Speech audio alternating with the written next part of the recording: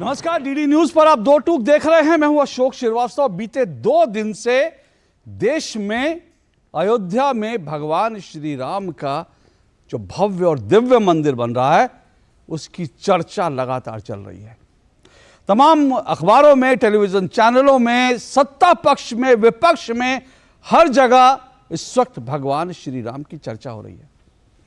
आज ये संयोग था कि प्रधानमंत्री नरेंद्र मोदी आज चित्रकूट पहुंचे और चित्रकूट में भी उन्होंने जब स्वामी रामभद्राचार्य जी के आश्रम में पहुंचे और उनकी एक पुस्तक का लोकार्पण करने गए, वहां भी उन्होंने भगवान के दर्शन किए और साथ साथ उन्होंने वहां पर भी राम मंदिर के निर्माण को लेकर कुछ कहा। तो एक तरफ बीजेपी की तरफ से प्रधानमंत्री नरेंद्र मोदी भी जो बयान दे रहे हैं उन बयानों पर भी चर्चा हो रही है, दूसरी तरफ विपक्ष के कुछ बयान हैं वो भी सुर्खियों में हैं। कुल मिलाकर ऐसा लगता है कि जब चुनाव होते हैं तो भगवान की चर्चा क्या ज्यादा होती है। ये बात इसलिए मैं कह रहा हूं क्योंकि इस वक्त आप जानते हैं 3 राज्यों में, बल्कि 3 नहीं कहना चाहिए, 5 राज्यों में विधानसभा चुनाव हो रहे हैं और इनमें से 3 राज्य जो हिंदी पट्टी के बेल्ट हैं, हिंदी पट्टी के राज्य हैं, उन तीनों राज्यों में जो है वो वहां पर मंदिर और वहां हिंदुत्व का मुद्दा जो है गरमा रहा है। दूसरी तरफ 2024 के लोकसभा चुनाव भी दूर नहीं है और उसको लेकर भी लगातार ये चर्चा चल रही है कि 2024 के चुनाव में राम मंदिर का मुद्दा क्या गरमाएगा और क्या इसीलिए उसका श्रेय लेने की भी होड़ चल रही है। बीजेपी कह रही है हम तो पहली बार से जब हमने स्थापना की थी पार्टी की, उसके बाद से हमारे घोषणा पत्र में यह मुद्दा है। बीजेपी ये कहती है तो कांग्रेस कहती है मंदिर तो सबका है। तो बीजेपी कह रही है अगर मंदिर सबका है तो फिर आपको सिर्फ चुनाव के दिनों में ही भगवान क्यों याद आते हैं, बाकी समय आप कहां रहते हैं। इसी को लेकर आज हम चर्चा करेंगे क्योंकि मध्य प्रदेश से लेकर राजस्थान में बीजेपी ने कांग्रेस पर हल्ला बोला और कहा है कि कांग्रेस चुनावी हिंदू है। कमलनाथ इस वक्त मध्य प्रदेश में सॉफ्ट हिंदुत्व का कार्ड खेल रहे हैं। वो बाकायदा हिंदू पुजारियों के लिए जो है वो ये कह रहे हैं कि हिंदू पुजारियों के लिए मैं सत्ता में आया तो ये करूंगा। लेकिन सवाल ये है कि जहां जहां अब तक कांग्रेस की सरकारें रहीं वहां अब तक हिंदू पुजारियों के लिए क्यों कुछ नहीं किया गया। अब चुनाव आए हैं तो चुनाव में हिंदू पुजारियों की याद क्यों आ रही है। फिर सवाल यह भी आ रहा है कि कांग्रेस के नेता अब तक लगातार, और कांग्रेस नहीं विपक्ष के नेता अब तक टोपी पहनकर रोजा इफ्तार की जो दावतों में जाते थे वो आज कन्या पूजन को ढोंग बता रहे हैं। दिग्विजय सिंह ने कन्या पूजन को लेकर जब सवाल उठाया तो इसको लेकर बीजेपी ने पलटवार किया और बीजेपी लगातार अब कह रही है कमलनाथ पर सवाल उठा रही है। कमलनाथ जो है कह रहे हैं कि जो राम मंदिर है वो सबका है, तो बीजेपी सवाल उठा रही है आज आप राम भक्त बने, हनुमान भक्त बने। पर कुछ समय पहले कमलनाथ का एक वीडियो बहुत वायरल हुआ था। बीजेपी एक बार फिर से वो वीडियो लेकर आ गई है जिसमें कमलनाथ एक हनुमान जी का जो टेम्पल है उस टेम्पल के ऊपर टेम्पल का केक बना हुआ है और उस केक के ऊपर चक्कू चला रहे हैं। तो लोग सवाल पूछ रहे हैं कि भाई जब आप भगवान हनुमान जो है उनके मंदिर पर केक चलाते हैं और फिर आप कहते हैं कि भगवान राम के आप हनुमान के दूत हैं, अनुयायी हैं, ये तमाम सवाल चुनाव में उठ रहे हैं। तो आज सवाल यही, चुनावी हिंदू आखिर कौन है ये चुनावी हिंदू जिसको बीजेपी कह रही है, और क्या ये आरोप जो लगा रही है कितना सही है चुनावी हिंदू का आरोप लगाना। क्योंकि कांग्रेस तो ये भी कह रही है, और कांग्रेस नहीं पूरा विपक्ष ये भी कह रहा है कि जो बीजेपी है वो है चुनावी हिंदू, क्योंकि राम मंदिर के मुद्दे को वो ऐसे टाइमिंग के साथ इसका उद्घाटन हो रहा है जिस समय लोकसभा चुनाव बहुत दूर नहीं है। इन सब पर आज चर्चा करेंगे। उससे पहले जरा प्रधानमंत्री नरेंद्र मोदी आज जब चित्रकूट पहुंचे थे तो उन्होंने क्या कहा, जरा ये सुनिए।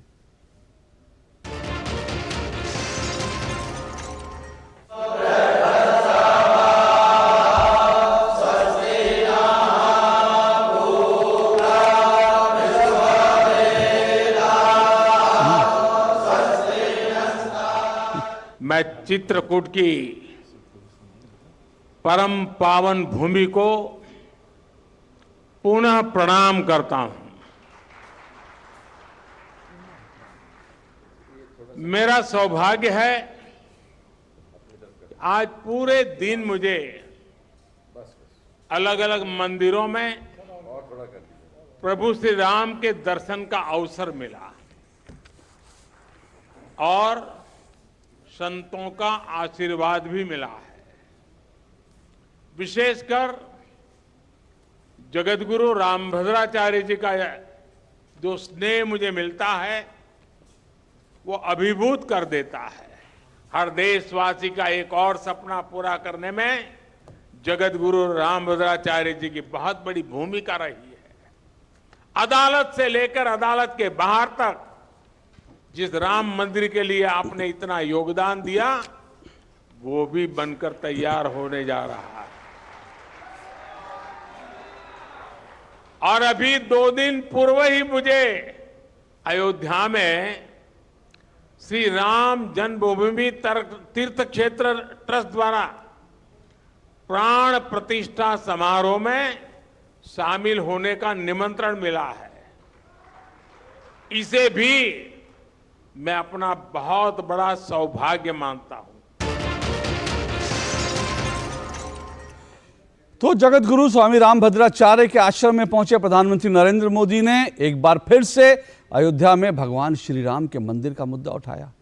और इसीलिए जब प्रधानमंत्री नरेंद्र मोदी ऐसे जब किसी आश्रम में जाते हैं, राम जन्मभूमि का मुद्दा उठाते हैं, तो फिर कांग्रेस कहती है कि, और कांग्रेस नहीं, फिर कह रहा हूं, ये विपक्ष कहती है कि दरअसल बीजेपी धर्म का राजनीतिकरण कर रही है, राम जन्मभूमि का राजनीतिकरण कर रही है। लेकिन जैसा मैंने कहा कि अब तो ये मुद्दा सबके लिए इंपॉर्टेंट हो गया है, क्योंकि अब तमाम लोग जो कल तक राम जन्मभूमि पर राम का मंदिर बनाने का विरोध करते थे, आज वो भी ये कह रहे हैं कि मंदिर तो सबका है। और ये मुद्दा मध्य प्रदेश में गर्मा गया है। मध्य प्रदेश में कमलनाथ मंदिर सबका बता रहे हैं, तो बीजेपी उनको याद दिला रही है कि उन्होंने क्या क्या हिंदुओं के विरोध में किया। आइए जरा सुनिए मध्य प्रदेश में इस वक्त क्या चल रहा है।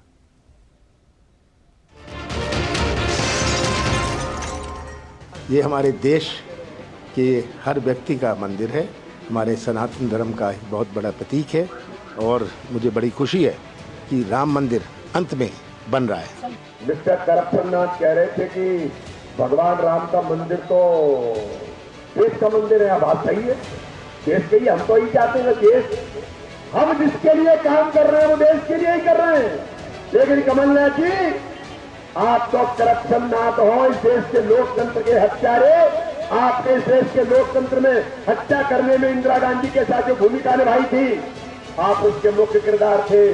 तो राम मंदिर के अंदर जब राम मंदिर के लिए देश के करोड़ों करोड़ लोग जब अपना बलिदान देने के लिए मैदान में उतर गए थे, संघर्ष कर रहे थे, तब मैं पूछना चाहता हूं, इस देश में उन राम भक्तों पर गोलियां किसने चलवाई थी? अरे जवाब दीजिए। आप कहते हैं सनातन, आप कहते हैं कि राम मंदिर तो पूरे देश का है। हाँ, देश का राम मंदिर है, लेकिन तुम्हें अधिकार नहीं है, क्योंकि तुम वो कल्प्रिट हो। तुमने जिस प्रकार से तुम्हारी कांग्रेस ने, उस समय के प्रधानमंत्री ने इस देश के अंदर राम मंदिर पर जब आंदोलन हुआ था 6 दिसंबर को, जब लोगों ने संघर्ष करके बलिदान दिया था, तब बाबरी मस्जिद टूटी थी। तब तुम्हारी सरकार ने ही बाबरी मस्जिद बनाने का ऐलान किया था। और आपने ही कहा था, जिसके मुख्य किरदार कमलनाथ तुम भी थे। 4 सरकारें भारतीय जनता पार्टी की, उसमें मध्य प्रदेश भी शामिल था।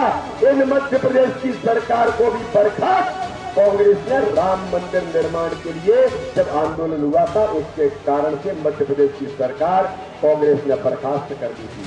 तब आपको दिखाई नहीं देता ना राम मंदिर तो देश के लिए है। तब आप कहते थे काल्पनिक है राम मंदिर, तब आप कहते थे कि राम सेतु काल्पनिक है, सारी बातें काल्पनिक की थी। आपके जो कानूनी काम देखने वाले कपिल सिब्बल कोर्ट में खड़े होकर के कहते थे कि राम मंदिर का तो अस्तित्व ही नहीं है। कमलनाथ जी चुनावी हिंदू हैं, छिंदवाड़ा के भीतर हिंदू है, क्योंकि वहां उनका अस्तित्व का संकट पैदा हुआ है। जब उनके नेता पीएफआई के समर्थन में बोलते हैं, कमलनाथ का मुंह नहीं खुलता। अभी कल ही दिग्विजय सिंह जी ने कन्या पूजन का मजाक उड़ाया, कमलनाथ का कोई ध्यान नहीं है। ये चुनावी हिंदू हैं। गर्व करते हैं हम अपने प्रधानमंत्री पर, जो देश के उस पद पर बैठने के बाद जब उन्हें आमंत्रण मिलता है तो गर्व के साथ कहते हैं कि हम उनका आभार व्यक्त करते हैं कि उन्होंने हमें एक अवसर दिया है।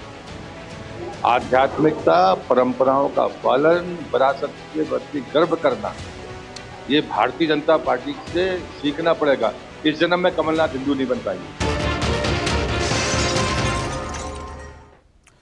तो बीजेपी कांग्रेस को और विपक्ष को कहती है चुनावी हिंदू हैं। तो सवाल यह है कि इस आरोप में कितना दम है, पर इस आरोप में कुछ तो दम है। ऐसा मैं इसलिए कह रहा हूं क्योंकि जिन राज्यों में चुनाव है वहां तो अब मंदिर मंदिर जाने का जो है सिलसिला शुरू हो गया है विपक्ष के नेताओं का, लेकिन जहां चुनाव नहीं है वहां का आलम क्या है यह भी जानना जरूरी है। यह इंडिया अलायंस है ना, ये कांग्रेस इंडिया अलायंस के तमाम पार्टियां जो हैं एक साथ हैं, लेकिन जिन राज्यों में चुनाव है वहां वो मंदिर मंदिर जा रहे हैं, लेकिन जहां चुनाव नहीं है वहां मां दुर्गा को बाकायदा एक कहानी बता रहे हैं, मां दुर्गा का अपमान कर रहे हैं। आज बिहार में ऐसा ही हुआ, और बिहार अकेला राज्य नहीं है। डीएमके के नेता तमिलनाडु में कल ही उन्होंने कहा था कि भगवान राम मिथ्या हैं, और ये वही डीएमके जिसने कांग्रेस के साथ मिलकर तमिलनाडु में सरकार बनाई है, और ये वही आरजेडी है जो बिहार के अंदर कांग्रेस के साथ सरकार में बैठी है। और आरजेडी के नेता ने आज जो कुछ कहा, जिस तरह से मां दुर्गा का अपमान किया, जरा वो भी सुनिए।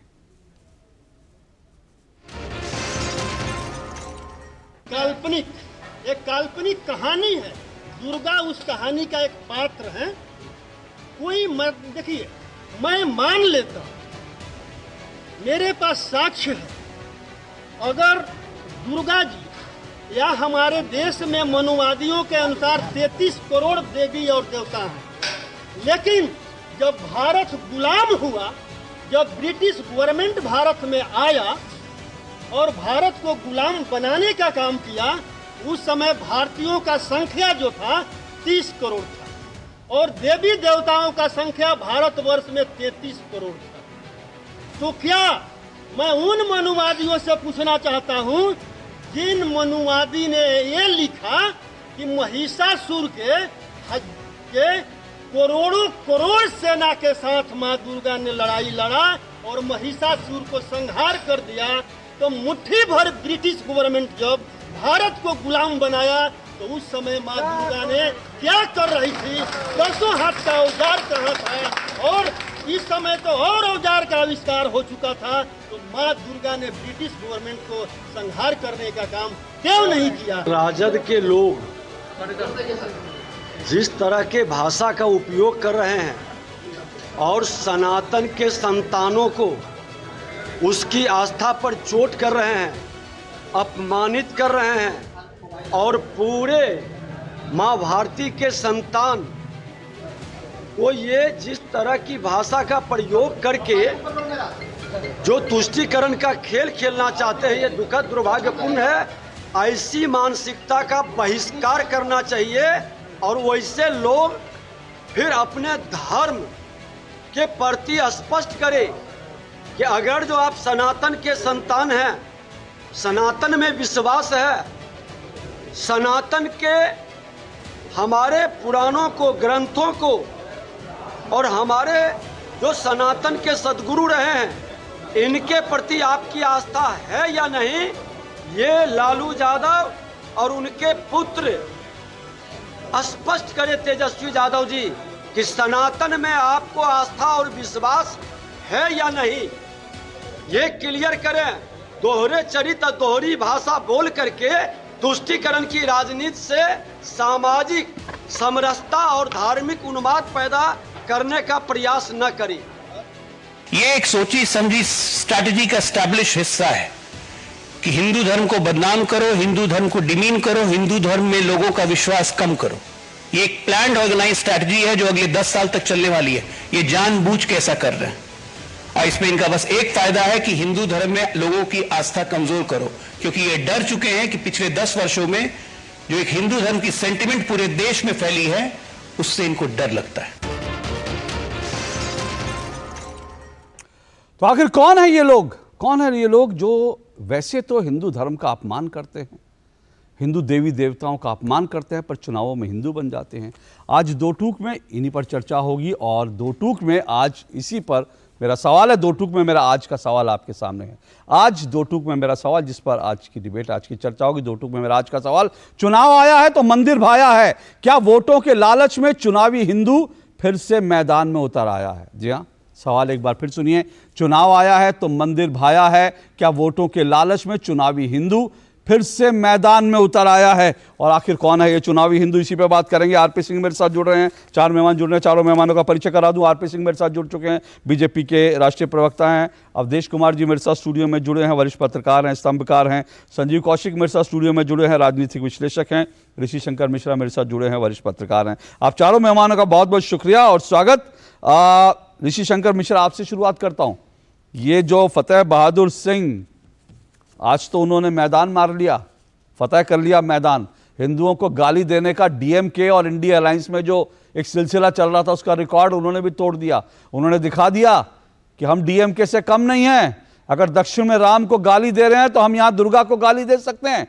मतलब इंडिया अलायंस में बने रहना है तो हिंदुओं को गाली देना है, चुनाव में भले ही चुनावी हिंदू बन जाना है। क्या कहेंगे आप?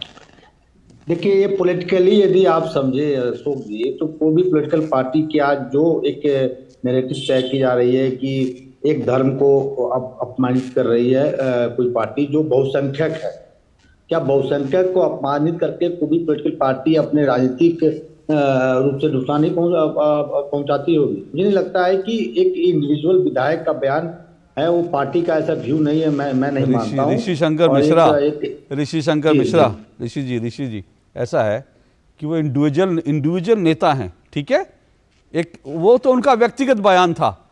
ये बयान दिए हुए कम से कम 20 घंटे हो चुके हैं। मुझे अगर बता दीजिए बिहार में किसी भी नेता ने, किसी भी बिहार के नेता ने, आरजेडी ने खंडन किया हो, कहा हो ये क्या बकवास कर रहे हो? अगर किसी और धर्म के बारे में बोला होता ना तो अब तक तेजस्वी यादव, लालू यादव कान उमेट करके इस आदमी को पार्टी से उठाकर बाहर फेंक देते, कान उमेट कर फेंक देते। लेकिन मां दुर्गा, लेकिन मेरी बात सुनिए, मैं आपसे जो सवाल पूछ रहा हूं सुनिए। आपने कहा ये तो एक विधायक का है। मैं कह रहा हूं अगर एक विधायक, और एक विधायक छोड़िए, मैं कह रहा हूं आरजेडी का एक कार्यकर्ता अगर किसी और मजहब के बारे में एक बयान दे देता तो लालू यादव और तेजस्वी यादव उसके घर पहुंच के उसका कान पकड़ के उठा के फेंक देते। लेकिन एक विधायक के खिलाफ अगर आरजेडी के किसी बड़े नेता ने बयान दिया तो मुझे बताइए। अशोक जी, आपको याद होगा कि राजद के, हालांकि मैं राजद का नेता नहीं हूं, ना प्रवक्ता हूं, लेकिन जो तथ्य है मुझे मालूम है सर, मुझे मालूम है सर। जी अशोक जी, आपको याद होगा कि राजद के हिस्से से आने वाले मंत्री, जो शिक्षा मंत्री हैं चंद्रशेखर, बिहार कैबिनेट, उन्होंने रामायण को लेकर जो बयान दिए, उसके बाद राजद का क्या स्टैंड रहा, तेजस्वी यादव का क्या स्टैंड रहा? तेजस्वी यादव ने कहा ये उनका निजी विचार है। तो समझ सकते हैं कि यदि किसी विधायक ने बयान दिया है तो मुझे लगता है कि किसी पार्टी के प्रवक्ता ने इस बात की खंडन की है। अब किसने की है मुझे अभी नाम उनका याद नहीं आ रहा है, नहीं किया। लेकिन आपकी बात ये सही है, तेजस्वी यादव को या पार्टी को उस पर स्टैंड लेना चाहिए। और इससे मुझे लगता है एक राजनीतिक विश्लेषक के नाते, पत्रकार के नाते, कहीं ना कहीं आप यदि बहुसंख्यक बात के राजनीति के सेंटिमेंट को छेड़ेंगे तो कहीं ना कहीं अपना नुकसान आप खुद का नुकसान। ओके ऋषि शंकर मिश्रा, एक मिनट ऋषि शंकर मिश्रा, मेरे लिए सब्जेक्ट बहुत इंपॉर्टेंट है। कोई भी ऐरा गैरा उठकर आता है, इस फतेह बहादुर की हैसियत क्या है? क्या हैसियत है? चंद हजार वोटों से जीता होगा ना, इसकी हैसियत क्या है? कोई भी ऐरा गैरा उठता है, मुंह उठाता है और उसके बाद हिंदू देवी देवताओं का ऊपर जो है अपमानजनक टिप्पणी करके चला जाता है। और मुझे खुशी होती आज अगर मेरे पैनल में सभी लोग बैठ के कहते कि ये कुतर्की जो है इसको उठा करके तेजस्वी यादव को पार्टी से बाहर फेंक देना चाहिए, ये अगर सब लोग कहते, मेरे सारे पैनलिस्ट, तो मुझे खुशी होती। लेकिन होता क्या है मैं आपको बताता हूं, दर्शकों से मैं एक बात कहना चाहता हूं, होता क्यों है ये। उन्होंने ठीक कहा ऋषि शंकर मिश्रा ने, जब चंद्रशेखर ने कहा था तो उसका नीतीश कुमार ने और कुछ लोगों ने विरोध किया, लेकिन उसके बाद उन्हीं ने फिर दोबारा कहा यह बयान दिया और सार्वजनिक रूप से मंच पे दिया। एक मंत्री सार्वजनिक रूप से मंच पर जब रामचरितमानस को जला देने की बात करता है, जब रामचरितमानस को कहता है कि ये इसमें कचरा भरा हुआ है, एक मंत्री जब मंच से कहता है तो आप समझ लीजिए ये सरकार की सोच होती है। क्योंकि मनमोहन सिंह ने जब यह कहा था कि देश के संसाधनों पर पहला हक मुसलमानों का है, तो वो मनमोहन सिंह नहीं बोल रहे थे, वो यूपीए सरकार की नीति थी, यूपीए सरकार की सोच थी। लेकिन होता क्या है, इनके बयानों से कभी कभी किनारा कर लिया जाता है। होता क्यों है, पूरी स्ट्रैटेजी क्या है? इसीलिए मैंने कहा राम मंदिर के संदर्भ में आज की डिबेट इंपॉर्टेंट है, क्योंकि राम मंदिर का निर्माण और राम जन्मभूमि जो आंदोलन शुरू हुआ, उसने देश के हिंदुओं को एकजुट किया। अब दरअसल जो इंडिया अलायंस है उसमें दो धाराएं चलती हैं। वो कहते हैं हिंदुओं को थोड़ा थोड़ा बेवकूफ बनाना जारी रखो, इसलिए जब चुनाव हो तो मंदिरों में जाओ, तिलक लगाओ और उसके बाद दुशाला ओढ़ो, जनेऊ पहनो और हिंदुओं को बेवकूफ बनाओ कि हम भी हिंदू हैं। लेकिन साथ साथ हिंदुओं को बांटते भी रहो। अब बांटना कैसे है? बांटना ऐसे है, कभी रामचरितमानस को गाली दे दो, कभी मां दुर्गा को गाली दे दो। तो इससे क्या है, एक वर्ग विशेष खुश होता रहेगा। हिंदुओं को बांटो और जो हिंदू विरोधी हैं उनका वोट इकट्ठा कर लो और उसके बाद हिंदुओं को बेवकूफ भी बना दो। ये कुल मिलाकर इनकी स्ट्रैटेजी है। और इसी स्ट्रैटेजी के तहत कभी जो है ये कह दिया जाता है सनातन धर्म का समूल नाश होना चाहिए, कभी कह दिया जाता है सनातन जो है एड्स है, और कभी कह दिया जाता है सनातन जो है डेंगू है, इसका समूल नाश होना चाहिए। अवधेश कुमार जी। अशोक जी, जो इस समय जिस प्रकार किसी का टीवी चला है, किसी का टीवी चला हुआ है लगातार, वो जरा अपने टीवी की आवाज बंद कर लें जी। अशोक जी, इस समय जो राजद ही नहीं, उत्तर प्रदेश से लेके और जिस तरह के बयान आ रहे हैं, वो देश में उसकी उत्तेजना है जो आपके शब्दों से भी व्यक्त होती है, मैं भी व्यक्त कर सकता हूं, लेकिन मैं इसको दूसरे रूप में देखता हूं। राष्ट्रीय स्वयंसेवक संघ लंबे समय से कहता रहा है कि एक समय आएगा जब ये देश बिल्कुल हिंदुत्व और हिंदुत्व विरोध पर, सनातन विरोध पर खड़ा होगा, और वो लोग जो आज विरोध में हैं उनको व्यवस्था में हिंदुत्व पर आना पड़ेगा, लेकिन वो ऐसी स्थिति पैदा कर चुके होंगे जब उन्हीं के बीच के लोग उनका विरोध करते रहेंगे और वो उनका लाभ उनको नहीं मिलेगा। इस समय आप INDIO को देख लीजिए तो कांग्रेस तीनों राज्यों में भारतीय जनता पार्टी से आगे निकलकर हिंदुत्व का कार्ड खेल रही है। तभी तो कमलनाथ जी ने कहा कि भैया राम मंदिर तो छोड़ो, हम तो श्रीलंका में फिर से सीता माता के मंदिर बनाने की घोषणा करते हैं। पिछली बार भी हम बना देते, हमारी सरकार चलेगी, इस बार होंगे तो जरूर बनाएंगे। वो केवल राम मंदिर का नहीं कर रहे हैं, सीता जी के माता का कह रहे हैं।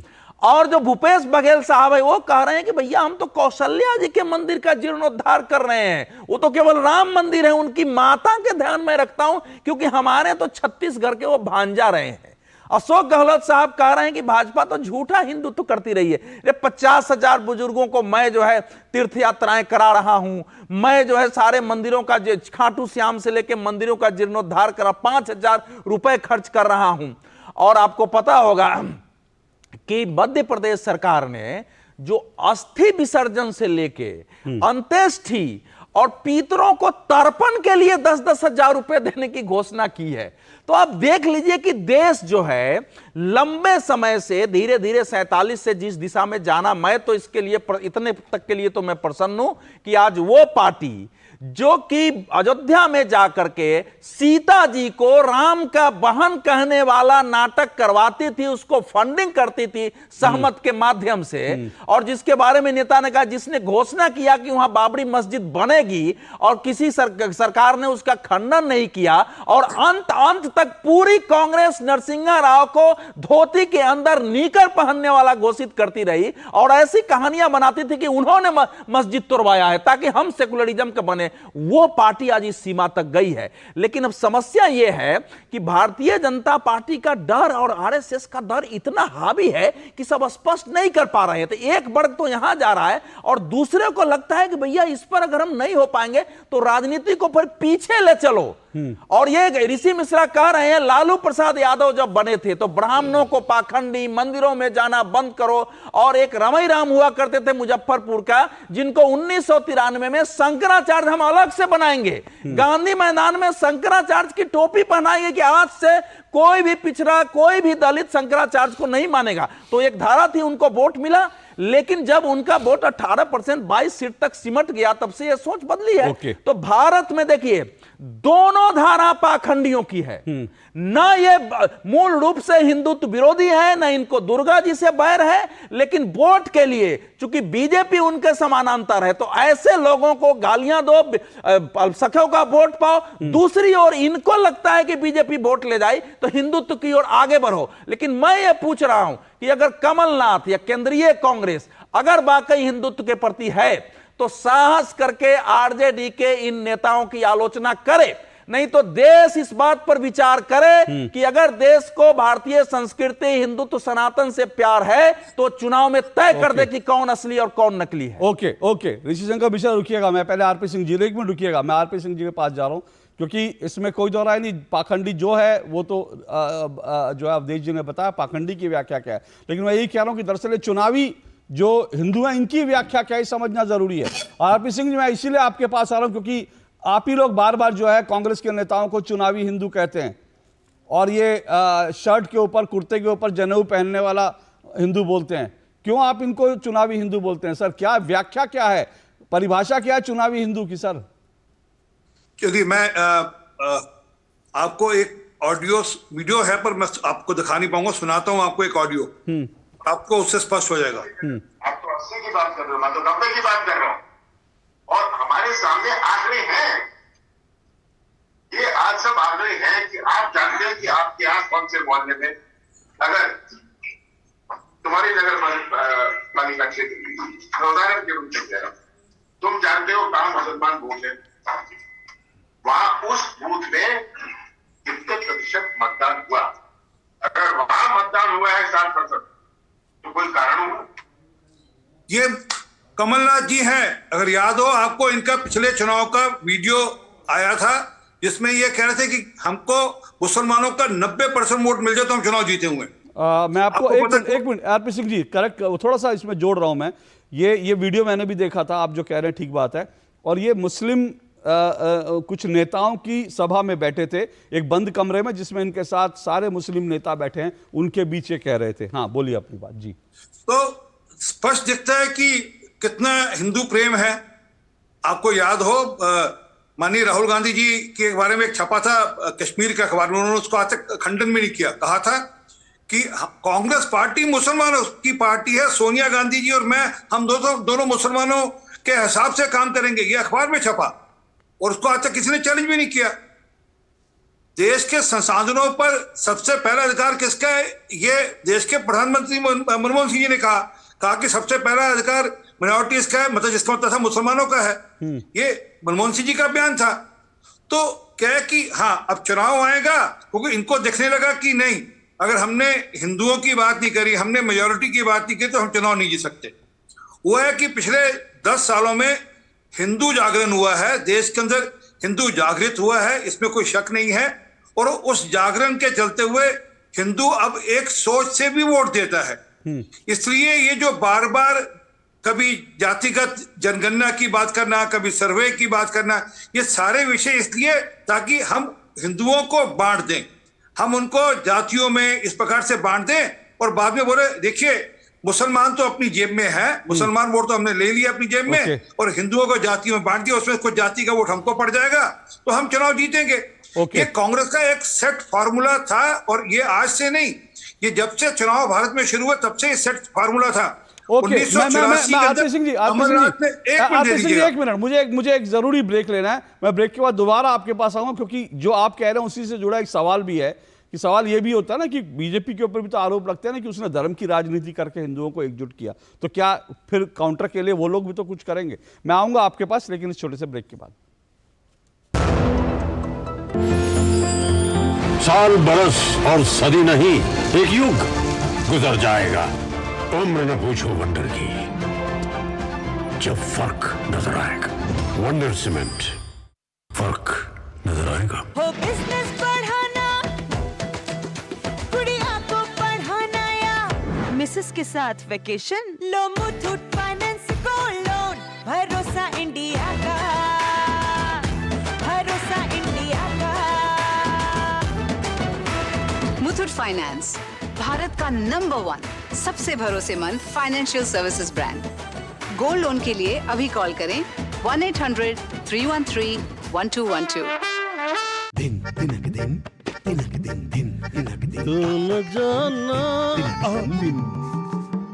अरे गोविंदा जी, आप यहाँ? हाँ बबुआ, हम यहाँ। पर तुम क्या छुपा रहे हो वहाँ? कुछ भी तो नहीं। जब दांत खाज की खुजली पे ना हो काबू तो उसे गमछे से नहीं छुपाते बाबू। तो फिर उसे भगाए कैसे?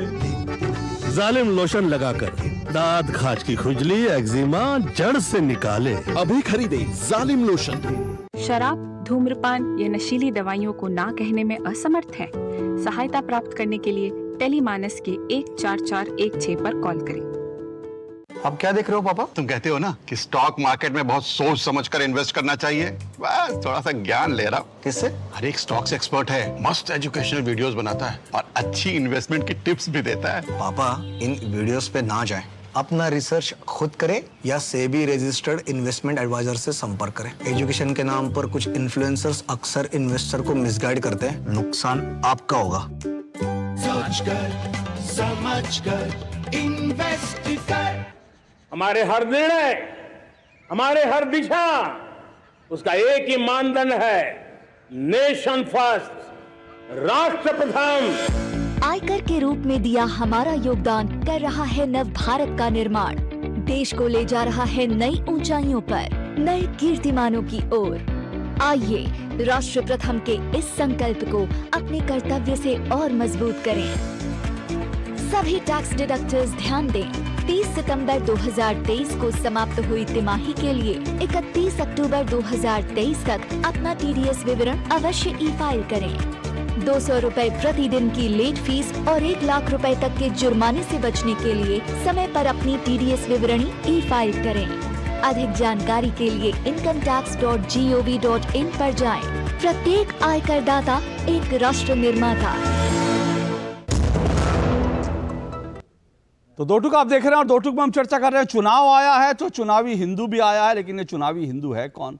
और सवाल फिर ये भी है, इंटरेस्टिंग बात ये भी है कि ये चुनावी हिंदू जो है अभी सिर्फ 3 राज्यों के विधानसभा चुनाव में नहीं दिख रहा, बल्कि 2024 तक ये चुनावी हिंदू दिखता रहेगा, क्योंकि 2024 में भगवान राम के जन्मस्थान पर भव्य और दिव्य राम मंदिर का जो है निर्माण पूरा हो जाएगा, उद्घाटन होगा और उसके बाद लोकसभा के चुनाव होंगे। तो चुनावी हिंदू बराबर दिखता रहेगा, लेकिन ये चुनावी हिंदू है कौन? इसी पर चर्चा कर रहे हैं। 4 मेहमान मेरे साथ जुड़े हैं। आरपी सिंह जी बीजेपी से, अवधेश कुमार वरिष्ठ पत्रकार हैं, संजीव कौशिक राजनीतिक विश्लेषक है, ऋषि शंकर मिश्रा पत्रकार हैं। आरपी सिंह जी, मैं आपसे जानना चाह रहा हूँ कि ठीक है, ये लोग अलग तरह से हिंदू वोटों को एकजुट करने की कोशिश कर रहे हैं, इसलिए चुनावी हिंदू बन जाते हैं, पर इसके लिए यहाँ तक तो आप लोगों ने धकेला ना, क्योंकि आपने राम मंदिर के निर्माण की बात करके हिंदुओं को जो है अपने पाले में खींचकर 2 सांसदों की पार्टी थी, आज जो है वो 300 सांसदों की पार्टी हो गई है। तो कुछ लोग कहते हैं भगवान राम की कृपा है, तो फिर वो कृपा जो है वो लोग भी उस कृपा का हिस्सा बनना चाहते हैं, लेना चाहते हैं उसमें। देखिए अशोक जी, इनके लिए हिंदू वोट बैंक की राजनीति है, हमारे लिए आस्था का विषय है। हमने अपने मैनिफेस्टो के अंदर कितने सालों के लिखे हुए कि हम जब आएंगे राम मंदिर बनवाएंगे। ये तो तारीख पूछे थे, राम मंदिर कब बनवाएंगे, जो तारीख पूछते थे ना, और हम तो कहते थे राम मंदिर बनेगा, अब तो तारीख भी आ गई, 22 जनवरी तारीख भी आ गई। परंतु जिस बात पे मैं था वो मैं वापस उस पर जाता हूँ। कांग्रेस ने और खासकर कमलनाथ जी ये वोट बैंक के लिए, चुनाव जीतने के लिए किस हद तक जा सकते हैं। मैंने अभी आपको एक वीडियो सुनाया, ऑडियो सुनाया, इसका वीडियो आपने देखा हुआ है। मैं चाहूंगा अगले ब्रेक से पहले वो वीडियो भी अगर आप चलाते तो लोगों को समझ में आ जाए किस प्रकार के चुनाव हिंदू है। परंतु एक किताब है जीबीएस सिद्धू की, खालिस्तान कॉन्स्पिरेसी, इसका चैप्टर नंबर 4 पढ़ लीजिएगा। जहां आपके जो देखने वाले दर्शक हैं वो देख लें इसके कि चैप्टर नंबर 4 में बड़ी स्पष्टता से लिखा है कमलनाथ ने किस प्रकार से पंजाब के अंदर भिंडरावाल को खड़ा किया, जिसमें ज्ञानी जाल सिंह और कमलनाथ ने मिलकर इंटरव्यू लिया। किस लिए? ताकि हम 2% जो सिख हैं उनको हम दैत्य बना दें, उनको हम देशद्रोही दिखा दें और हम हिंदुओं का मेजॉरिटी वोट ले लें। और उसमें वो कामयाब हुए। उसमें कोई देश में 40,000 सिखों का कत्ल कराया गया, जिसमें से 3500 सिख दिल्ली में कत्ल हुए, जिसमें एक मुकदमे में आज भी कमलनाथ दोषी करार है, उसमें उन पर मुकदमा चलना है, क्योंकि किसी कारणों से ये बच जाते हैं। परंतु जो सच है ये वोट बैंक की राजनीति के चलते किसी हद तक जा सकते हैं। ये कत्ल करा सकते हैं, ये दंगा करा सकते हैं, ये डुगडुगी बजाकर हिंदुओं को इकट्ठा करने की कोशिश कर सकते हैं। मैंने अभी आपको उदाहरण दिया। परंतु आज देश का हिंदू जागृत है, वह समझता है कि कौन लोग हैं जो सनातन को खत्म करना चाहते हैं, कौन लोग हैं जो रामचरितमानस पर प्रश्न उठाते हैं, कौन लोग हैं जो दुर्गा माता पर प्रश्न उठाते हैं, कौन लोग हैं जो ये कहते हैं कि देश के अंदर लश्कर तौबा से बड़ा खतरा हिंदू आतंकवाद से है। ये राहुल गांधी ने कहा था। बिल्कुल बिल्कुल बिल्कुल राहुल गांधी, लोगों को समझ में आने लगा। और एक सेकंड रुकिए, और कौन लोग हैं जो भगवा आतंकवाद की बात करते थे, वो सुशील संजय जी का बयान याद है ना आपको? बिल्कुल याद है। सबके सब जैसे जैसे चुनाव होगा, जिस प्रकार इनको सूट करेगा उस प्रकार की बात करेंगे। जरूरत पड़ेगी तो ऊपर से जनेऊ दिखाएंगे। पारसी हैं पूर्णतः, परंतु अपने आप को हिंदू बताने के लिए ऊपर से जनेऊ भी दिखाएंगे। ओके ओके संजीव कौशिक, ये चुनावी स्टंट है क्या कि चुनाव में आप हिंदू हो जाओ और वैसे आप कहो कि हिंदू आतंकवाद की भी थ्योरी आपने देश को दे दी, और अब जब चुनाव है तो कभी कहो कौशल्या जी का मंदिर बनाएंगे, कभी कहो सीता माता का श्रीलंका में मंदिर बनाएंगे। अशोक जी, जिस तरह से क्रिकेट के प्लेयर अलग अलग तरीके के एक्सपर्ट होते हैं, आप धोनी को देखिए, हेलीकॉप्टर से शॉट मारने में वो एक्सपर्ट थे। आप उनको यदि बाउंसर भी देते हैं तो कोई फर्क नहीं पड़ता था। सचिन को गुगली दीजिए तो भी वो मारता था, छक्का मारता था। तो जिस तरह से वो प्लेयर एक्सपर्ट होते थे, उसी तरह से भारतीय जनता पार्टी धार्मिक ध्रुवीकरण और छद्म राष्ट्रवाद के बारे में इतनी एक्सपर्ट हो गई है कि वो किसी माध्यम से किसी न किसी तरीके से हर चुनाव में इस मुद्दे पर बाकी विपक्षी पार्टियों को लाएगी ही लाएगी। अब विपक्षी पार्टियां जरा सी भी समझदारी दिखाती तो इस ट्रैप में नहीं फंसती। सवाल यह है कि यदि हम हिंदू कुल में पैदा लिए हैं तो हमारे लिए गर्व की बात है कि हम हिंदू हैं। जिसने मुस्लिम कुल में पैदा लिया है उसके लिए वो धर्म गर्व का विषय है, जिसने सिख और जिसने ईसाई, तो सारे लोग अपने अपने धर्म के हिसाब से। लेकिन जो लोग ये बात कहने का प्रयास कर रहे हैं कि ये सनातन धर्म पे प्रहार है और उसको खत्म करने की एक साजिश है, एक लोटा पानी निकाल देने से गंगा जी में पानी कम हो जाता है क्या? ये एक आदमी के स्टेटमेंट से सनातन धर्म इतना कमजोर हो गया क्या? ये जो हाथ नहीं, ये जो हाथ तो नहीं संजीव जी, यहाँ पर पूरा देश आपके साथ होगा। इनकी औकात नहीं है, इनकी हैसियत नहीं है सनातन धर्म को खत्म कर सके। अरे वो वीर बहादुर, ये जो फतेह बहादुर जो है, ये कौन कह रहा है? मैं वही कह रहा हूँ, ये कौन कह रहा है? माँ दुर्गा के ऊपर कुछ टिप्पणी करते हैं, लेकिन इनकी हैसियत कुछ नहीं है। और सवाल ये कि ये इतनी औकात कैसे रखते हैं कि सब बोल लेते हैं, सनातन को कहते हैं कि एड्स है इसका हेरेटिक, ये इनकी औकात कैसे हो गई? एक बात हमें बताइए कि ये कहने वाला है कौन? एक हिंदू कहने वाला है। और हिंदू धर्म में या सनातन धर्म में इस तरह की संकीर्ण विचारधारा नहीं होती है। यदि मेरी बात ही नहीं, यदि आप गौर से पढ़ेंगे तो आपको पता चलेगा कि इतना उदार है, इतना व्यापक है कि आप यदि हिंदू हैं और हिंदू धर्म की आलोचना भी करते हैं तो हिंदू धर्म आपको स्वीकार करो। मेरी बात है, एक मिनट सिंह साहब मेरी बात तो जाने दीजिए ना। सिंह साहब एक मिनट, सिंह साहब ने एक ऑब्जेक्शन किया, वो इंपॉर्टेंट है, क्योंकि आपने ये कहा कि ये सब हिंदू है। सब हिंदू नहीं है सर, ये ठीक बात है, स्टालिन हिंदू नहीं है। और यही तो दिक्कत है कि हिंदू ना होकर भी ये हिंदुओं के ऊपर टिप्पणी करने की हैसियत रखते हैं, ये हिंदुओं के ऊपर टिप्पणी कर देते हैं। और हम हिंदू इतने सहनशील हैं कि हम उनका भी सुन लेते हैं। तो क्या फतवा जारी कर दी जाए? तो क्या फतवा जारी कर दी जाए? भारतीय जनता पार्टी को ये एजेंडा सूट करता है, उस एजेंडे पे वो आगे बढ़ रही है, बाकी सारे लोग उस एजेंडे के साथ साथ चल रहे हैं। हम बार बार कह रहे हैं, आप क्यों नहीं मानते? आप क्यों नहीं मानते कि धार्मिक ध्रुवीकरण और धर्म का दोहन सबसे ज्यादा यदि किसी ने किया तो भारतीय जनता पार्टी ने किया है? क्यों नहीं मानते आप जो डंके की चोट पे कह रहे हैं? सिंह साहब मेरी बात होने दीजिए। आप जो डंके की चोट पे कह रहे हैं कि राम मंदिर का निर्माण हमने कराया, आप डंके की चोट पे ये बात कहेंगे कि हमने ये फैसला खुद करवाया? मैं उस पर हूं। उससे पहले एक मिनट संजय, आरपी सिंह जी मैं आपको मौका दूं। एक मिनट आरपी सिंह जी, एक मिनट रुक जाइए। संजीव कौशिक, आपने ये कहा कि विपक्ष इनके ट्रैप में आ जाता है, तो सवाल ये है, स्टालिन को ये बयान देने के लिए किसने कहा था? और ये फतेह बहादुर को किसने कहा था कि एक मिनट मैं यही पूछ रहा हूं, फतेह बहादुर को किस भाजपा नेता ने कहा कि भैया जब पूरा देश माँ दुर्गा और माँ की 9 दिन के पूजा से हटे, उसके तुरंत बाद आप माँ दुर्गा का अपमान करते हैं? फतेह बहादुर को किसी भाजपा नेता ने कहा? क्या हमारे हिंदुस्तान में रावण की पूजा नहीं होती? नहीं, अरे रावण, ये क्या तर्क कर रहे हैं? की बात कर रहे हैं। आपको लगता है कि माँ दुर्गा की आलोचना कर देने से सनातन पे इतना बड़ा? मेरा सवाल वो नहीं है संजीव कौशिक, संजीव कौशिक एक मिनट, संजीव कौशिक मेरे मैं जो सवाल पूछ रहा हूँ, एक मिनट सर, एक मिनट करेंगे, आपके बोलने से हम एक करेंगे। मिनट सर, एक मिनट। जिसे ऐसा लगता है वो करता है। आपको मिला सर एक मिनट रुकिए, मेरे सवाल को पहली बार डाइवर्ट मत कीजिए। मैं फिर दोबारा से कह रहा हूं, चाहे फतेह बहादुर हो या स्टालिन हो, किसी की हैसियत नहीं है सनातन को खत्म कर ले, मां दुर्गा का जो है वो उनको नष्ट कर दे, उनके ऊपर लोगों की आस्था खत्म। मैं ये सवाल ही नहीं पूछ रहा हूं, मैं कह रहा हूं इनको आप कह रहे हैं कि ये ट्रैप में आ जाते हैं, बीजेपी ये मुद्दा बढ़, तो सवाल ये कि इनको किसी बीजेपी नेता ने कहा था कि सनातन को। मैं कह रहा हूं राहुल गांधी इस बात का सबूत दे कि वो हिंदू है, हिंदू है, हिंदू है, और जनेऊ दिखा देने के बाद में ये देख लो जनेऊ दिखा रहा है। ये बात जो होती है, मैं इसी ट्रैप के बारे में बात कर रहा हूं। जिन बारे में बात करनी चाहिए थी, जिन चीजों के बारे में ये जानबूझ करके लाएंगे ही लाएंगे 2024 के लिए। ये फिर धार्मिक ध्रुवीकरण के अलावा इनके पास कोई विकल्प नहीं बचता है। ये जानबूझ के जो शुरू जनवरी के बाद से जो यात्राएं और जो शुरू हो गई हैं, ये अब चलता रहेगा सिलसिला और लगातार। आरपी सिंह जी रिस्पॉन्ड कीजिए, आरपी सिंह जी रिस्पॉन्ड कीजिए, आप धार्मिक ध्रुवीकरण करते हैं। इनसे पूछिए अरविंद केजरीवाल जी को किसने कहा था कि अपनी नानी से पूछे कि वहां जहां बाबरी मस्जिद टूट गई वहां राम मंदिर नहीं बनना चाहिए। हमने तो नहीं कहा था ना, उनको उन्होंने पूछा अपनी नानी से, और अपनी नानी का वर्णन उन्होंने पब्लिक मीटिंग में कहा। शर्म नहीं आई उनको ये कहते हुए? अपनी नानी, अपनी राजनीति में अपनी नानी को भी घसीट लिया।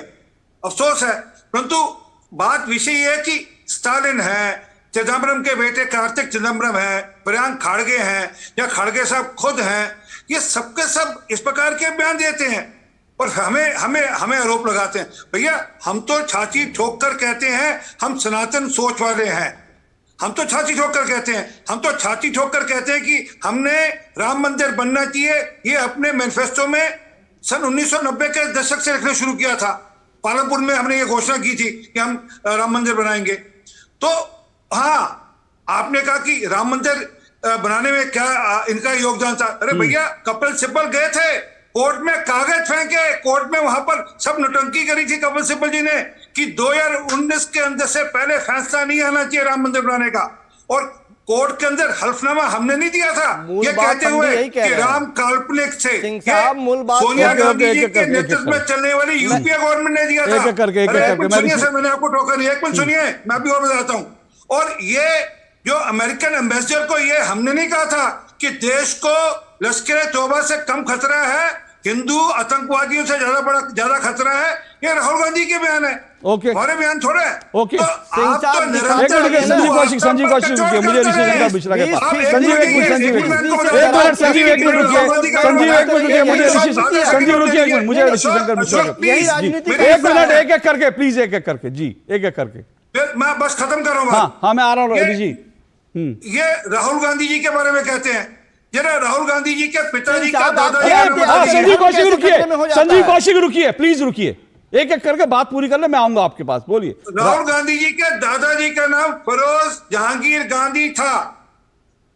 आज भी उनकी कब्र है, पारसी कब्र आज भी है, उसमें क्या शक है? वो आज अपने आप को हिंदू कहे क्योंकि उन्होंने अपना नाम गांधी से गांधी कर लिया, परंतु कब्र है आज भी। तो ये तय करें कि वो पारसी हैं या हिंदू हैं। ओके कौन किस धर्म को मानता है, कौन किस का, मैं उस पर नहीं जाऊंगा, लेकिन मैं मोटे सवाल पर आऊंगा। मैं हम उनका स्वागत करते हैं, बिल्कुल बिल्कुल। लेकिन ऋषिशंकर मिश्रा, क्या जो है विपक्ष ट्रैप में आ जाता है? एक बात तो ये, दूसरी बात है सवाल ये कि आप ट्रैप में कहां आते हैं? आप तो वोटों के लालच में हिंदू बनते हैं ना। यही राहुल गांधी ने पहले बयान दिया था कि जो लोग मंदिर जाते हैं वो लड़कियां छेड़ते हैं। इन्हीं राहुल गांधी ने जो है ये कहा था एलईटी से खतरनाक हिंदू आतंकवादी हैं। अब आज अगर वो जनेऊधारी बन जाते हैं और आज अगर कमलनाथ वहां पर हिंदुओं के लिए कहते हैं, घोषणाएं करते हैं, तो फिर ये हुआ ना कि आपको लग रहा है कि वोट इधर से मिले तो इसलिए आप वहां पर बन जाते हैं हिंदू। लेकिन तमिलनाडु में आप भगवान राम की बात नहीं करेंगे, यहां पर आप कहेंगे, यहां पर कमलनाथ कहेंगे कि भाई हम भी जो है भगवान राम की प्राण प्रतिष्ठा में बैठेंगे, लेकिन तमिलनाडु में यह बात नहीं कहेंगे। तमिलनाडु में प्रियंक खड़गे मैदान में उतरेंगे और वो डीएमके के साथ कहेंगे कि हां हिंदू धर्म तो समूल नाश कर देना चाहिए। आप म्यूट पर हैं आप। इसलिए अशोक श्रीवास्तव जी, इसलिए मध्य प्रदेश में इंडिया गठबंधन का एक रैली होने वाली थी, वो कैंसिल हो गई स्टालिन के डर से। इस बात से मैं सहमत हूँ। देखिए, चाहे वो कमलनाथ हो, यदि कमलनाथ राजनीति में धर्म का इस्तेमाल कर रहे हैं और लोगों को लुभाने के लिए, अट्रैक्ट करने के लिए, बीजेपी को काउंटर करने के लिए यदि धर्म का इस्तेमाल कर रहे हैं तो ये सही नहीं है। हिंदुस्तान वह देश है जो विश्व के सबसे बड़ा लोकतंत्र वाली देश में यदि धर्म का इस्तेमाल राजनीतिक फायदे के लिए की जा रही है, ये तो दुर्भाग्य है। और ये आरपी सिंह जी जो कह रहे हैं कि हिंदू को बांटने के लिए जाति जनगणना किया जा रहा है, तो क्या आरपी सिंह जी ये मान रहे हैं दूरदर्शन के डिबेट में कि हिंदू उनका वोट बैंक है? आप हिंदू को वोट बैंक मानते हैं? और धर्म तो जीने की पद्धति सिखाता है, धारणा करने की प्रक्रिया है। और जो हिंदू और मुस्लिम और सिख ईसाई जो है ये तो संप्रदाय है, तो संप्रदाय का इस्तेमाल अपने राजनीतिक हिंदू संप्रदाय नहीं है, हिंदू संप्रदाय नहीं है। नहीं, हिंदू के लिए संप्रदाय नहीं बोला उन्होंने, हिंदू के लिए संप्रदाय नहीं, उन्होंने कहा हिंदू तो धारण करने की चीज है और एक जो है जीवन ये बोला है संप्रदाय। सर आपने ध्यान नहीं दिया। अच्छा, हिंदू आप हिंदू सिख जैन सब संप्रदाय है। अच्छा, आप हिंदू को भी संप्रदाय कह रहे हैं? हाँ, ये सब जी मैंने वही कहा, आरपी सिंह जी ने सही सुना है। नहीं तो हाँ, हिंदू संप्रदाय नहीं है। चलिए ठीक है, हाँ बोलिए, आपने कहा आरपी सिंह ने सही किया, ठीक है। मेरा मानना है, देखिए आज बताइए, अशोक श्रीवास्तव जी विद्वान पत्रकार है, अवधेश जी भी विद्वान पत्रकार हैं। अब दोनों आदमी से मैं दिल पे हाथ रख के ये पूछता हूं कि संवैधानिक पद पे बैठे यदि कोई व्यक्ति मंच से अल्लाह अकबर का जिंदाबाद का नारा लगाएगा तो आपको क्या अच्छा लगेगा? नहीं लगेगा। अब मैं बताता हूं, आपने मुझसे पूछा, सुनिए सर, आपने पूछा, एक मिनट, ऋषि शंकर मिश्रा आपने मुझसे पूछा, इसलिए मैं जरूर बताऊंगा। बिल्कुल ठीक बात है। अगर संविधान में देश का कोई प्रधानमंत्री बनकर अल्लाह अकबर का नारा लगाएगा, मैं उसको अस्वीकार करूंगा। इसलिए अस्वीकार करूंगा क्योंकि यह देश 80% हिंदुओं का है और यह देश मूलतः हिंदू, ये देश और हिंदू कोई धर्म नहीं है, और हिंदू कोई धर्म नहीं है, हिंदू कोई धर्म नहीं है। इस देश की सुप्रीम कोर्ट ने कहा और आपने भी अभी कहा कि हिंदू जीवन पद्धति है, तो जीवन पद्धति को मानिए, लेकिन किसी संप्रदाय को मानकर संवैधानिक पद पर बैठकर सांप्रदायिक का नारा मत लगाइए आप, क्योंकि वो सांप्रदायिक नारा हो जाएगा। अगर हिंदुओं को छोड़कर बाकी सभी संप्रदाय हैं तो आप दूसरा नारा लगाना वो सांप्रदायिक नारा होगा। इस बात को समझिए आप। अशोक जी, तो हिम्मत है हमारे प्रधानमंत्री या किसी भी प्रधानमंत्री का इंटरनेशनल फोरम पे जाके कहे कि मैं हिंदुओं का प्रधानमंत्री हूं? नहीं, क्यों कहेगा भाई, क्यों कहेगा? प्रधानमंत्री तो सबका है। अरे प्रधानमंत्री तो सबका है, क्योंकि हिंदुत्व एक जीवन पद्धति है। हिंदुत्व में तो सभी आप मानो ना मानो, लेकिन हिंदुत्व एक जीवन पद्धति है। 140 करोड़ लोग हिंदुत्व की जीवन पद्धति में है। क्यों कहने की जरूरत है? क्यों कहने की जरूरत है? मेरा ये मानना है, मैं एक लाइन में खत्म करूंगा। मेरा ये कहना है, चाहे वो कमलनाथ जी कर रहे हो, चाहे वो कांग्रेस कर रही हो, चाहे वो बीजेपी कर रही हो, राजनीति में धर्म का इस्तेमाल नहीं होना चाहिए। सामाजिक जो मुद्दे हैं, रोजगार है, भ्रष्टाचार है, महंगाई है, उन मुद्दों पे चुनाव लड़ना चाहिए, ताकि आम जनता जिस सोच से नेताओं को, पार्टियों को मैंडेट देती है, उस मैंडेट का सम्मान करते हुए आज भी देख लीजिए, एम्स में चले जाइए, दिल्ली एम्स में चले जाइए, इमरजेंसी में कई लोगों की मौत हो जाती है लेकिन बेड नहीं मिल पाता है। ठीक है, ये सवाल आपका मैं जरूर, मैं बिल्कुल ये सवाल काम करने की ठीक है आपका, आप ये कह रहे हैं, बिल्कुल ठीक है, आप ये कह रहे हैं कि राजनीति में धर्म का इस्तेमाल नहीं होना चाहिए, बेसिक मुद्दों पर चुनाव होना चाहिए। मैं अवधेश जी, एक मिनट प्लीज, मुझे ब्रेक लेना है, मैं आप ही के पास आ रहा हूं इस सवाल लेकर, मुझे ब्रेक लेने का वक्त नहीं, एक छोटे से ब्रेक के बाद आ रहा हूं। साल, बरस और सदी नहीं, एक युग गुजर जाएगा, उम्र न पूछो वंडर की, जब फर्क नजर आएगा। वंडर सीमेंट, फर्क नजर आएगा। हाय, पहचाना मुझे? मैं गुड्डी, मैं वही हूँ जो रोज मीलों दूर अपनी माँ के साथ कुएं से पानी लाने जाती थी। अब मेरी माँ मुझे रोज कुएं की ओर नहीं बल्कि स्कूल तक ले जाती है।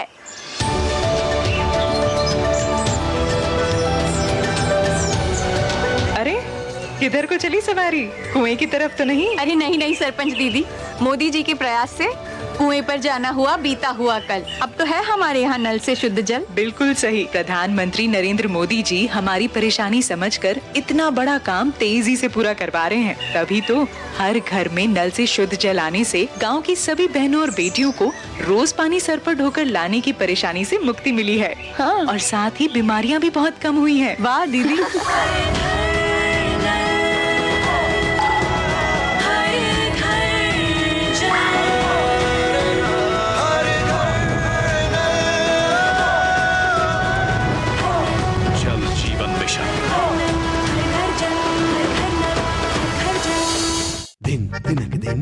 तुम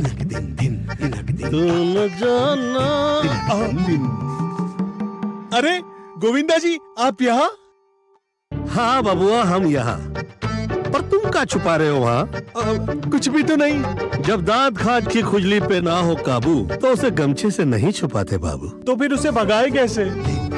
जालिम लोशन लगाकर दांत खाज की खुजली एक्जिमा जड़ से निकाले। अभी खरीदे जालिम लोशन। तुम्हें पता है इन्वेस्टर्स के लिए कि इन्वेस्टर प्रोटेक्शन फंड होता है IPF, लेकिन अगर तुम्हारा ट्रेड एक्सचेंज पर एग्जीक्यूट नहीं हुआ या फिर कोई गारंटीड रिटर्न्स वाली स्कीम है तो ये IPF आपकी मदद नहीं कर सकता है। और अगर आपका ब्रोकर ही डिफॉल्टर बन जाए तो फिर IPF आपको कॉम्पेंसेशन दिला सकता है। कहाँ से सीखा? NSE की साइट पर। सोच कर समझ कर इन्वेस्ट कर। हरदम तैयार है, बिल्कुल तैयार है, हरदम तैयार है, तैयार है, जी जाने से तैयार है, इसीलिए तो हम लहरों के पहरेदार हैं। जय भारती, जय भारती, हम हैं नौसेना, हम हैं भारत के।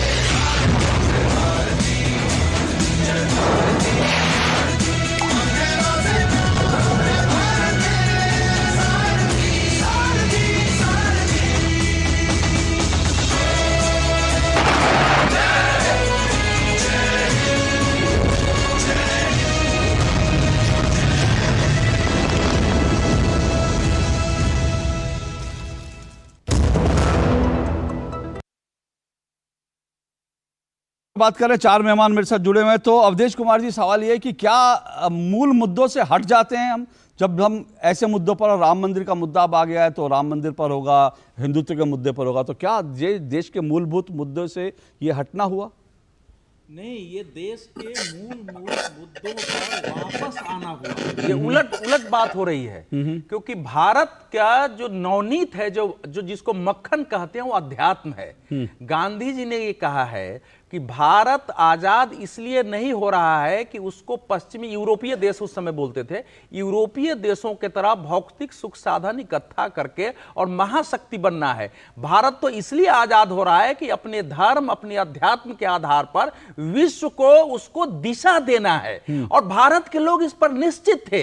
हिंदुत्व जो है वो कोई कर्मकांड नहीं है। हमारा धर्म हिंदुत्व जो है एक साथ, जैसे ऋषि सुनक ने कहा है कि मैं अपने धर्म पुस्तकों के आधार पर शासन चला रहा हूं, उसके आधार पर इंग्लैंड में हमने समाजों के बीच विभेद खत्म किए हैं, हमने अपनी पार्टी को संगठित करने में कामयाबी पाई है, और हिंदुत्व हमको अन्य धर्मों का सम्मान सिखाता है। इसलिए जो हमारे देश में अलग अलग संप्रदाय हैं उनके बीच भी हमने सद्भाव पैदा किया है। तो विदेश में ये करा, हमारे यहां बैठे हुए पत्रकार और वो कह रहे हैं कि भैया ये तो रोजी रोटी कहीं नहीं रुकती है। लेकिन मूल बात यहां यह है कि देखिए, मंदिरों में जाना यह हिंदुत्व नहीं है। केवल आप मंदिर, आपका व्यक्तिगत आस्था है, आप मंदिर में जाइए, पूजा करिए, नहीं करिए।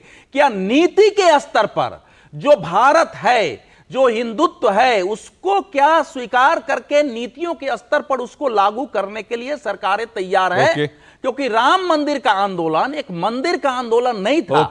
राम को केंद्र बनाकर जब हम अल्लाह अकबर कहते हैं तो हमको यह देखना है कि अल्लाह अकबर के नारे ने दुनिया में क्या किया है, और जय श्री राम जो राम का आदर्श मान करके भारत से दुनिया में गए हैं वो क्या है। राम किस चीज के प्रतीक है? एक सेकंड बीच में नहीं, राम किस चीज, राम राज्य हम बोलते हैं ना, गांधी जी ने कहा है राम राज्य, तो वो इसीलिए मैं कह रहा हूं कि इसको अपने को नहीं समझने का कारण समस्या हो रही है। अब जो मैं कह रहा हूं, नहीं सुनिए, जल्दी मेरे सरकार का काम यही है, सरकार का काम यही है। एक मिनट, सरकार का काम मतलब सरकारी मुद्दों पे बात करना नहीं, ये सरकारी मुद्दा इससे नहीं है। प्रवचन करेगी भैया, आपसे प्रवचन दिलवाएगी। आप सुनिए, आप वरिष्ठ पत्रकार हैं, आप बैठ के प्रवचन दीजिए। तो मैं बता रहा हूं, अब देखिए प्रवचन को इतना छोटा मानते हैं। अरे भारतीय जनता पार्टी में प्रवचन में तो वो 10 साल के बाद जाएगी। उत्तर तो ले लीजिए ना, उत्तर लीजिए। नहीं सुन ले, जनता पार्टी में इतनी हिम्मत है, यदि नैतिकता है। मैं इस समय बीजेपी की बात नहीं कर रहा हूं। नहीं, मैं बीजेपी की, आपको बीजेपी जैसे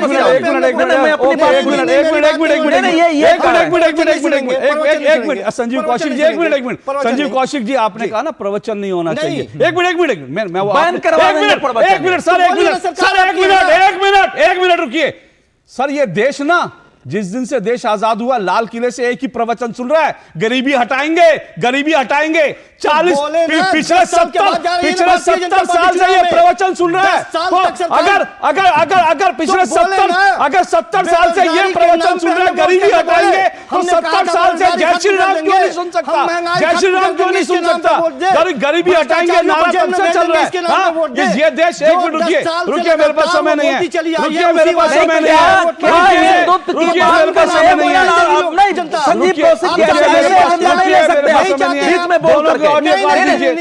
ऑडियो काट दीजिए, दोनों को ऑडियो काट दीजिए। मेरे पास समय नहीं है, मेरे पास समय नहीं है। मैं सिर्फ ये कह रहा हूं, ये देश ना प्रवचन को, सही बात है, इतने हल्के में मत लीजिए। और प्रवचन वो होते हैं जो लाल किले पर चढ़ के नेता लोग कहते हैं इस देश के प्रधानमंत्री ने कहा गरीबी। सर एक मिनट सर प्लीज, मेरे पास समय, सर मेरे पास समय नहीं है, सर मेरे पास समय नहीं है, सर मेरे पास समय नहीं है आज।